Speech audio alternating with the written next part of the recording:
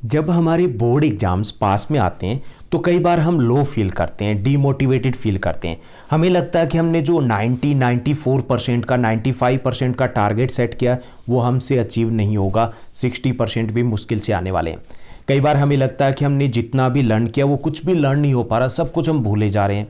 हमें ये भी लगता है हमारे क्लासमेट्स हैं वो हमसे आगे निकल गए, हमारी रिवीजन है वो पीछे चली गई। इससे हमें एक नेगेटिविटी आती है हमारे मन में और उस नेगेटिविटी से एक डर पैदा होता है जिसको हम बोलते हैं एग्जाम फियर। डर के आगे एक बड़ा डर, यानी जब हम डरते हैं तो और ज़्यादा डरने लगते हैं और उसके कारण हमारी जो पॉजिटिविटी है वो गायब हो जाती है और हमारी जो परफॉर्मेंस है एक्चुअली में ही लो आ जाती है।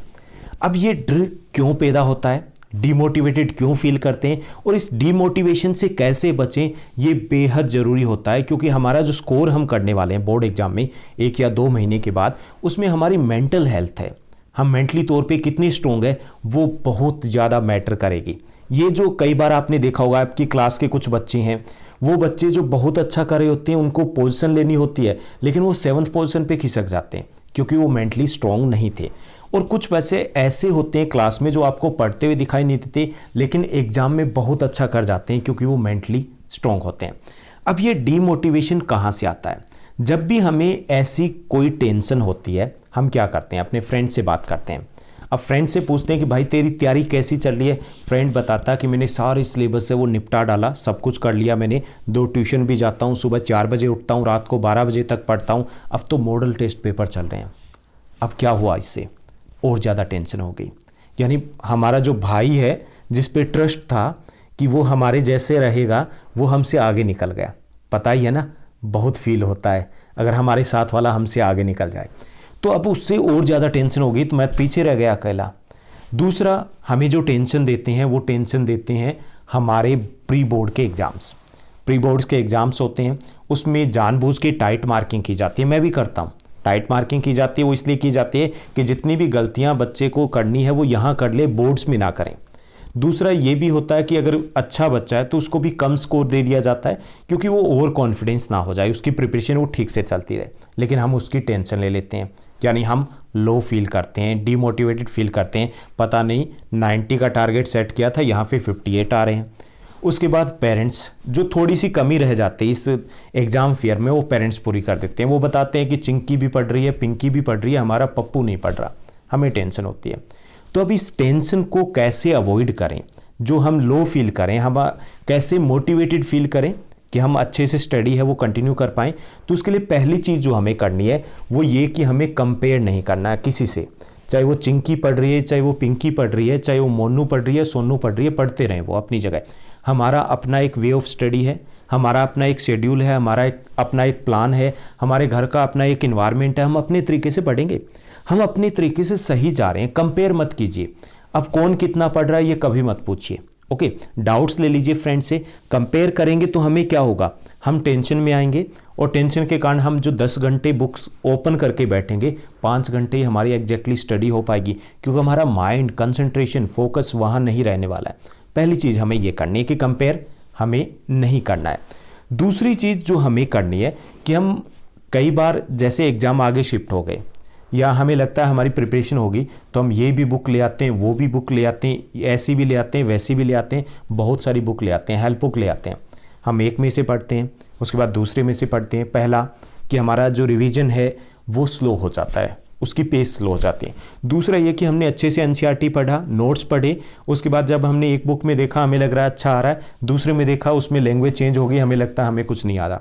क्या हुआ, हमारा मोरल है वो डाउन चला जाता है। तो दूसरा काम हमें ये करना है कि ये जो हेल्प बुक आपने बहुत सारे ढेर लगा रखे हैं, इधर उधर से जो लेकर के आए हो उनमें से एक सेलेक्ट कर लीजिए जो भी पढ़नी है। सारे एक ही थाली के चट्टे बट्टे एक जैसी है, कुछ भी चेंज नहीं है, लैंग्वेज चेंज है, एनसीईआरटी में से आपका एग्जाम आना है। तो जो ये अलग अलग टाइप की बुक है जो आपने ले रखी है उनमें से एक सेलेक्ट कर लीजिए, बाकी को रख दीजिए, एग्जाम के बाद ही देखिएगा जब आपको रद्दी वाले को देना है। तीसरी चीज़, आपने टारगेट सेट कर लिया अपना, 95% लेने, मुझे 98 लेने, मुझे 90 लेने, 85 लेने, कोई बात नहीं, सेट कर लिया, हाईएस्ट टारगेट है वो हमारा जो हमें अचीव करना है, उसके लिए ट्राई करें हम। लेकिन लोएस्ट सेट किया, लोएस्ट भी कीजिए कि उससे नीचे आपके नहीं आएंगे। जैसे 95% है तो आपके उससे नीचे नहीं आएंगे, 90 से नीचे तो मैं नहीं रहूँगा, हो सकता है मेरे मैथ्स में 5 कम आ जाएं, 10 मार्क्स कम हो जाएं, तो भी मेरे 92 तो रहेंगे। तो लोएस्ट सेट कर लीजिए। लोएस्ट से क्या होगा, हमारी काफ़ी सारी टेंशन है वो गायब हो जाएगी, क्योंकि हमें ये डर जो रहता कि पता नहीं क्या होगा, अब पता नहीं क्या नहीं होगा, अब ये होगा कि पता नहीं की जगह क्या होगा कि 95 नहीं तो 90 होगा, 90 तो होगा ना। तो हमारा डर है वो कम हो जाएगा। तो हमें प्लान ए के साथ प्लान बी सेट करना है माइंड में। तो इससे हमें कभी भी ऐसे जो एग्ज़ाम फियर है वो हमारे ऊपर हावी नहीं हो पाएगा।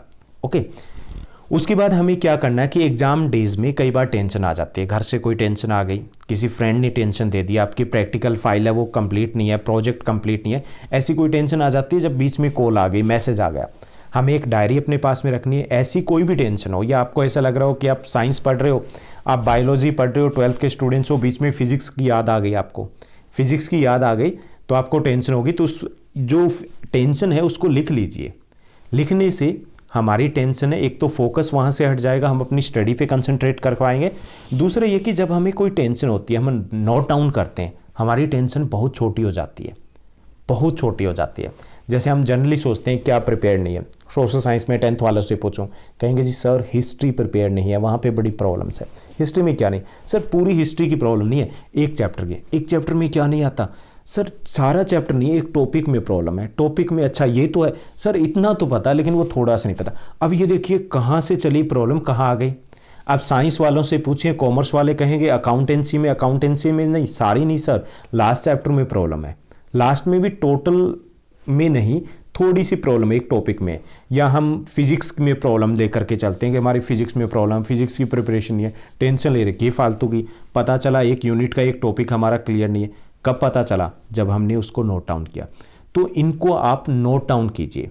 ओके, तो हम नोट डाउन करेंगे, डायरी की हैबिट डालिए, तो हम लो फील नहीं करते, हमें पता चलता है कि हमारी एग्जैक्ट प्रॉब्लम है क्या। उसके बाद बात आती है एग्ज़ाम फियर कि चलो ये सब कुछ हम करें, लेकिन एग्ज़ाम को लेकर के थोड़ा सा तो डर लगता है। एग्ज़ाम पास में आ रहे हैं भाई, ये एग्ज़ाम है, ये आपकी शुरुआत है। 10th वालों के लिए पहले एग्ज़ाम है, 12th वालों के लिए दूसरे एग्ज़ाम है, इसके बाद आप और एग्ज़ाम दोगे, ग्रेजुएशन को दोगे, उसके बाद जॉब होगी, जॉब के बाद भी टेंशन रहनी है, टेंशन हमेशा रहनी है, कुछ भी ईजी नहीं होने वाला है। मुझे भी बताया गया था जब मैं 10th क्लास में था, तो बताया गया था कि बस 10th क्लास कर ले, उसके बाद ACS है, उसके बाद बोला गया 12th कर ले। तो उस वक्त फीलिंग आती थी कि जैसे मैं बोर्ड एग्जाम दे के निकलूँगा ना 10th के, तो बाहर एक ड्राइवर एक ब्लैक कलर की ऑडी के साथ खड़ा होकर बस ACS होगी। ऐसा कुछ नहीं हुआ, कोई गाड़ी नहीं थी, ना कोई ड्राइवर था, वैसे ही स्मूथली चलता रहा, आगे से आगे एग्ज़ाम देते रहे, एग्ज़ाम चलते रहे, वो हमेशा ही चलते रहेंगे। तो ये एग्ज़ाम है, इसको एग्ज़ाम की तरह लीजिए, जो आता है वो हमें लिख देना है। अगर आपके 95% आ गए तो भी 30 मार्क खा नहीं बनने वाले, और 92 आ गए तो भी कुछ नहीं होने वाला। ओके, 92 आ गए तो इसका मतलब ये नहीं कि आप पीछे रह जाओगे, 95 आ गए तो गारंटी है। गारंटी हमारी होगी, एक लंबी रेस है, लंबी रेस है जिसमें हमारे ये राउंड चलते रहेंगे। ये पहला लैप है, जैसे हम देखते हैं ना 1500 मीटर रेस होती है, तो उसमें फर्स्ट लैप होता है 300 मीटर का, 400 का, तो उसमें जीतेगा कौन, जो लास्ट तक रेस पूरी करेगा और जो लास्ट में आगे रहेगा। यहाँ पे आप आगे हो पीछे हो कोई मैटर नहीं करने वाला। ओके, तो ये चीज़ भी हमें ध्यान रखनी है। दूसरा ये कि ओम इग्नोराय नमः, एक मंत्र को ध्यान रखिए कि जो कुछ भी आपको पेरेंट्स या इधर उधर से रिलेटिव कॉल करके बोलते हैं कि उस बच्चे के कितने आए थे, ऐसा कुछ आया था, या स्कूल से जो प्रेशर आता है उसको इग्नोर कीजिए। क्योंकि ये जो टेंशन होती है वो एग्ज़ाम से पहले होती है, एग्ज़ाम में नहीं होती। एग्ज़ाम जो 12th वाले दे चुके हैं 10th के, तो उन्हें पता चला कि एग्ज़ाम ईजी आया था, सभी ये बोलेंगे एग्ज़ाम ईजी आया था, क्योंकि हमने टेंशन क्रिएट कर ली थी, पेरेंट्स ने क्रिएट कर दी थी। जो ट्यूशन वाले टीचर्स हैं स्पेशली, सॉरी टू से, वो क्रिएट करते हैं। क्योंकि अगर आप टेंशन वो क्रिएट नहीं करेंगे तो क्या होगा, आप लास्ट तक ट्यूशन कैसे जाओगे उनके पास, वो कैसे आपको इंपॉर्टेंट क्वेश्चंस बताएंगे, इंपॉर्टेंट वगैरह जो भी है एक्सपीरियंस टीचर्स ने बता दी, या फिर आपको भी आइडिया हो जाता है एक साल पढ़ करके। तो हमें वो एक टेंशन ही नहीं लेनी है, एग्ज़ाम देना है, आता है, दैट्स ऑल, हम लिखने वाले हैं। वहाँ पे हमें बिल्कुल भी चीटिंग करने की भी ज़रूरत नहीं पड़ेगी, क्योंकि हमारे पास इतना टाइम होगा, इतना कुछ हमने पढ़ लिया है। ओके, तो हमें एग्ज़ाम को एग्ज़ाम के तरीके से लेना है।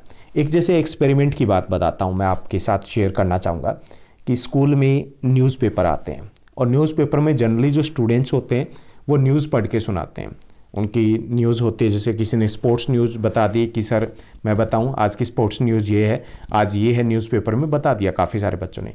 एक बार उन बच्चों को, स्टूडेंट्स को बोला गया कि आधे घंटे के बाद आपसे पूछा जाएगा आज के न्यूज़पेपर में क्या है, आपका ये एग्ज़ाम है। अब आधे घंटे के बाद जब पूछा गया तो वो बच्चे अटक गए। क्यों? पहली बार वो उसको नॉर्मल ले रहे थे, दूसरी बार उनके मन में, माइंड में एक अलार्म सेट हो गया कि ये एग्ज़ाम है, और उसके कारण वो सब कुछ भूल गए।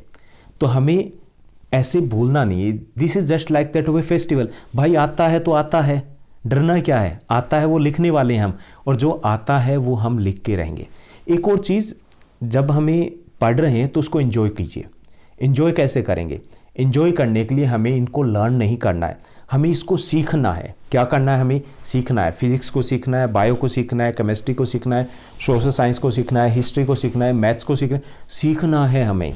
क्योंकि सीखते हैं तो हम ज़िंदगी भर नहीं भूलते। और जब हम सीखने की कोशिश करते हैं, जो इंसान सीखने की कोशिश करता है वो हवाई जहाज़ भी उड़ा लेता है, और जो सीखता नहीं उसे साइकिल चलाना भी नहीं आता। सीखोगे तो सब कुछ पॉसिबल है, आप कुछ भी कर सकते हो, आप भी जीनियस हो। ओके, तो ऐसे लगे रहिए। All the best. और अगर ये वीडियो हमारा अच्छा लगा तो इस वीडियो को लाइक और शेयर करना मत भूलिएगा। Thank you, bye bye, have a nice day.